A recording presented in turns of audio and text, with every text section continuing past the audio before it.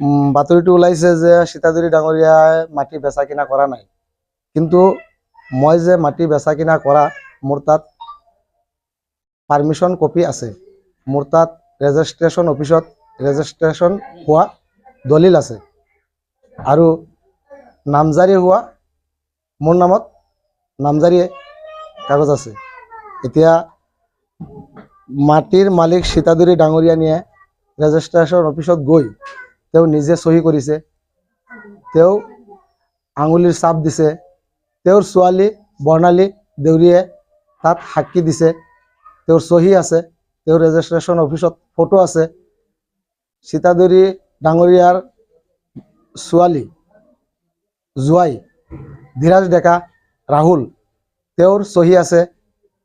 তেওঁলোকে ৰেজিষ্ট্ৰেশ্যন অফিসত গৈ ৰেজিষ্ট্ৰেশ্যন দি অহাৰ সময়ত আমি লালিলাং হোটেলত বহি পেলাই তেওঁলোকে গাহৰি মাংস দি ভাত খাইছে।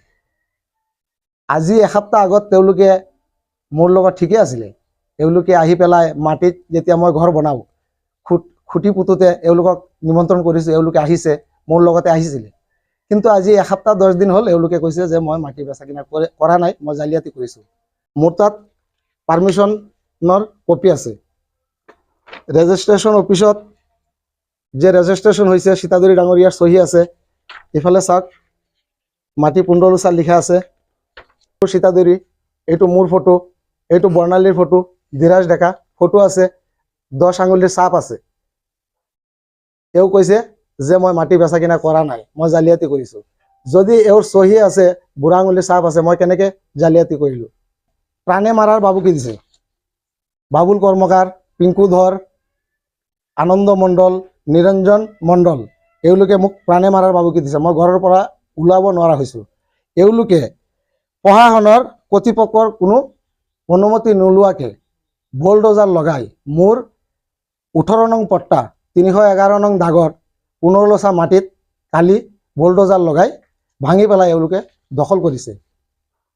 এওঁলোকে কৈছে, বৰ্ণালীয়ে কালি কৈছে যে মই মাননীয় অসমৰ কেবিনেট মন্ত্ৰী পীযুষ হাজৰিকা ডাঙৰীয়াৰ নাম লৈ আৰু খগেন দাস ডাঙৰীয়াৰ নাম লৈ মই ভাবুকি দিছোঁ। মই এওঁলোকক কোনো ভাবুকি দিয়া নাই। এওঁলোকৰ নাম লৈ যদি কিবা ভাবুকি দিছোঁ, এওঁলোকে ৰাজহুৱা কৰক। আৰু এওঁলোকে যে মোক প্ৰাণে মাৰিব বুলি ভাবুকি দিছে, মোৰ তাত প্ৰমাণ আছে। বাবুল কৰ্মকাৰ, পিংকু ধৰ, নিৰঞ্জন মণ্ডল, আনন্দ মণ্ডল, এওঁলোকে মোক প্ৰাণে মাৰিব বুলি ভাবুকি দিছে। মই ঘৰৰ পৰা ওলাব নোৱাৰা হৈছোঁ। সেইকাৰণে আজি মই নিজে মাটিত নগৈ ঘৰত বহি মই প্ৰত্যুত্তৰ দিব লগা হৈছে। মই মাটিতে গ'লে মোক মাৰিব পিটিব, এনেকুৱা এওঁলোকে ভাবুকি দিছে। মই ঘৰৰ পৰা ওলাবই নোৱাৰোঁ। সীতাজুৰি ডাঙৰীয়া সম্পূৰ্ণ মিছা কথা কৈছে। মোৰ 2 কাঠা মাটি যে মোৰ নামত নামজাৰি হৈছে, সেইটোও মোৰ তাত সাব ৰেজিষ্টাৰ অফিসত যে ৰেজিষ্ট্ৰেশ্যন হৈছে, নামজাৰি হৈছে, পাৰমিশন কপি সম্পূৰ্ণ ডকুমেণ্ট মোৰ তাত আছে। 15 লোচাৰো আছে। আৰু এওঁলোকে সাব ৰেজিষ্টাৰ অফিসত 2 বাৰ গৈছে, সেইটো প্ৰমাণো আছে। 15 লোচা মাটিটো মই 10 লাখ টকাত কিনিছোঁ। ক্লিয়াৰ, পইচা পাতি দিয়া ক্লিয়াৰ, বেংকৰ ট্ৰেঞ্জেকশ্যনো আছে। এওঁলোকে মোক মিটিঙত মাতি নিছিলে, দুৰ্গা পূজা কমিটিত ময়ো আছোঁ। এওঁলোকে মোক কোনো টকা পইচা দিয়া নাই। আৰু এইখিনি কথা আমাৰ চাৰ্কুল অফিসত আমাৰ তাতো এওঁলোকে জনাইছিলে, মোক মাতিছে, সেইটো বিচাৰ অলৰেডি হৈ গৈছে। এওঁলোকে টকা পইচা দিয়া কোনো প্ৰমাণ তথ্য দিব পৰা নাই, মই টকা পইচা লোৱা নাই। এদিন মোক মিটিঙত মাতি নি কৈছিলে যে 15 লোচা মাটিটো আপুনি কিয় ল'লে, এইটো আমি পূজাৰ কাৰণে ল'ব বিচাৰিছিলোঁ।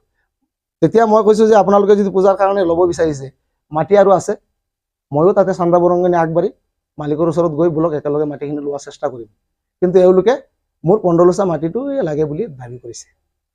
আজি মই এইটো প্ৰত্যুত্তৰ দিবলৈ ঘৰতে আছোঁ। এতিয়ালৈকে মই আইনী প্ৰক্ৰিয়া একো লোৱা নাই।